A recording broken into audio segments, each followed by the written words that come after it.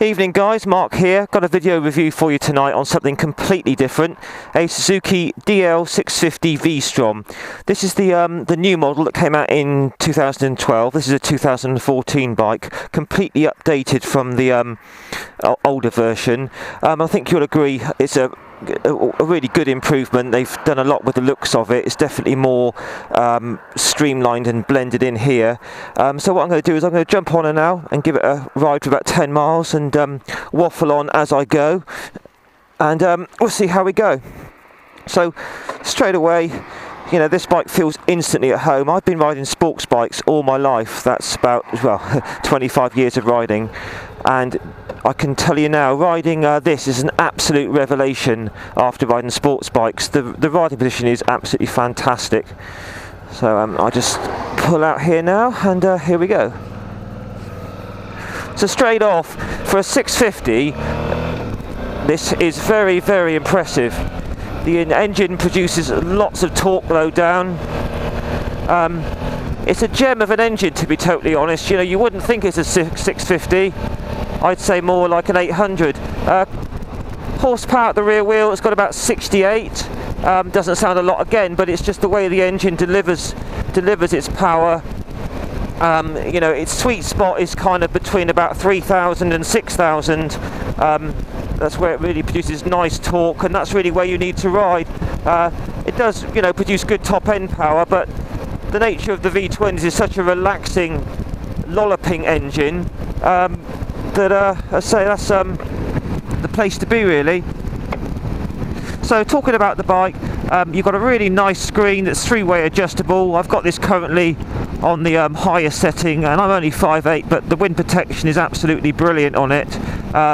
You know, you tend to you're kind of sitting in the bike, even though it's tall, and there's virtually no wind blast at all. It's absolutely superb. I'll just turn off in a minute, get out away from this truck. So the screen's excellent. The mirrors are really good. I've got a tiny view of my elbows, but they're really good mirrors. The brakes are excellent. They're only 2-pot sliding calipers on these, twin discs, but they are very, very powerful with lots of feel and control. Again, the back brake is excellent too. ABS is standard on this bike, and they retail at the moment in England, it's £6,899, but you can get good deals on them for a lot less money than that. And even though that would put this into like the budget bike category, believe me, this is totally not a budget bike. It feels beautifully well made. I mean, I'm cruising along here now, top gear, 60 miles an hour, just over 4,000 revs, and it feels really, really good quality. So there's a sports bike rider out for a jolly evening. So yeah, the engine, guys, I cannot overemphasize how good an engine this is. For a V-twin, it's very, very smooth. You know, those who've ridden Ducatis, they're a lot more kind of agricultural, and Harleys as well, but this is smooth as you like. It's a beautiful engine. As I said, the sweet spot is sort of 3,000 to 6,000 revs.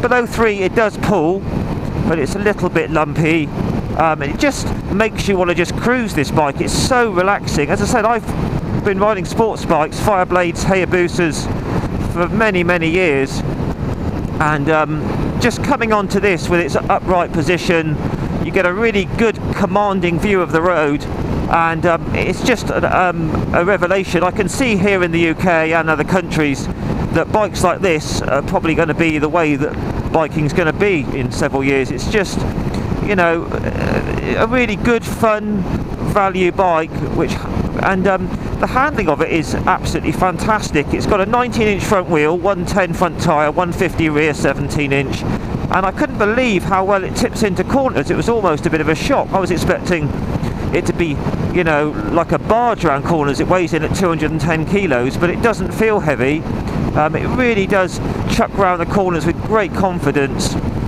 The seat height is quite tall. Well, not so much tall, it's quite wide. So I'm only 5'8", and I was tiptoes on this bike. It's since had a 25mm lowering link fitted on the rear and a 20mm drop on the front forks, and I'm now sort of a good balls of my feet are flat on the floor now, so it's a lot more manageable. Well, you know, if you're 6 foot plus, you know, it'd be absolutely fine, but for smaller riders you may want to think about lowering it, which doesn't cost a lot and it's not difficult to do.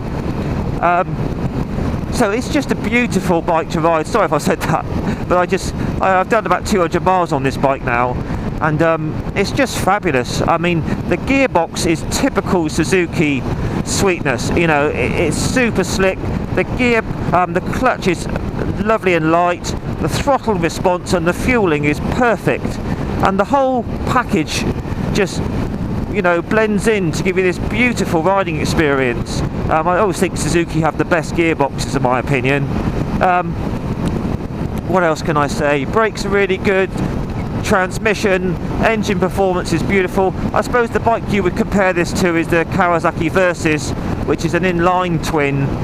That's a great bike as well. I did consider one of those, but they're more of a buzzy kind of revvy type of engine, and I just prefer the V-twin, lolloping, relaxing V-twin, which is what this is.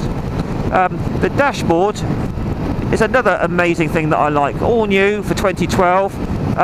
You've got gear indicator, average fuel economy, I'll get onto that in a minute, digital display, 2 trip meters, temperature which is currently 24 degrees. We're experiencing a really nice summer here in England at the moment. And going on about the fuel economy, if this bike wasn't good enough, the icing on the cake is the economy and the tank range. It's a 4-gallon fuel tank, 20 odd litres, and you can get, I mean, some people I've heard are getting 300 miles out of a tank full. I'm getting about 68, 70 to a gallon from this, running it in at around 60, 70 miles an hour. And you know, the last tank I got through was did about 270 miles before it went on reserve. Absolutely amazing when you think it's still a 650 engine. So you know, if I mean, this is aimed at like your adventure touring market, and you know, if you want a bike with a really good range, this would be definitely worth considering. So yeah, lovely bit of pull here. Short shifting up to 6, and I mean, you know, it does everything you want it to and more. The comfort of the seat, it took me a while to get used to this seat, not because it's uncomfortable, but because when you ride an adventure bike you're totally upright, so all of the weight is straight down your back onto your bum, and that did cause me a little bit of a numb bum syndrome for the first couple of 100 miles, because I'm more used to being leant forward with weight on my wrists. But now, I suppose my body's got used to it, and it's absolutely super comfortable. I mean, I could see myself riding this all day with no problems. So really that's about it, guys, to be honest. I mean, the handling is superb, engine is beautiful.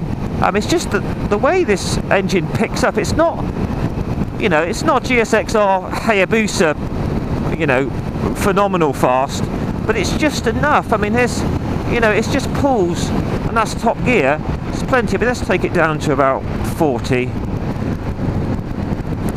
to 60 for your top gear.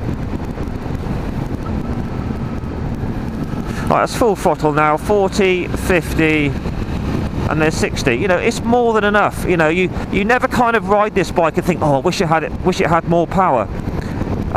So I'm absolutely over the moon with this bike, as you can probably tell. Let's say all those people out there that are riding sports bike, I've still got my GSXR, which I wouldn't want to get rid of because it's so much fun, but this is just a fantastic alternative bike. You know, if you're in the mood for lazy riding, I mean, I also do a lot of group ride outs where there's like 50 riders in a group, and the average speed is really slow. You know, we're not out to race or anything like that, it's just a country jaunt, you know, with 50 other riders, and you find yourself riding at about 50 miles an hour a lot of the time, and this bike is just so suited to doing that sort of speed. It feels like that's where it's meant to be, whereas if I do a ride out on my GSXR at 50, it's horrible. It's not happy, it doesn't want to be there, it wants to be going a lot harder and faster. So there you go, guys. Well, if you like this bike, please thumbs up, and if you've got any questions, or you know, if you've got one of these bikes, please feel free to post something in the comments. So I'm just going to ride along now and just let you enjoy the roads of Dorset here in the UK for another few more minutes, and I'll pull over and stop the camera. So anyway, thanks for watching guys, and I'll catch you soon. Bye.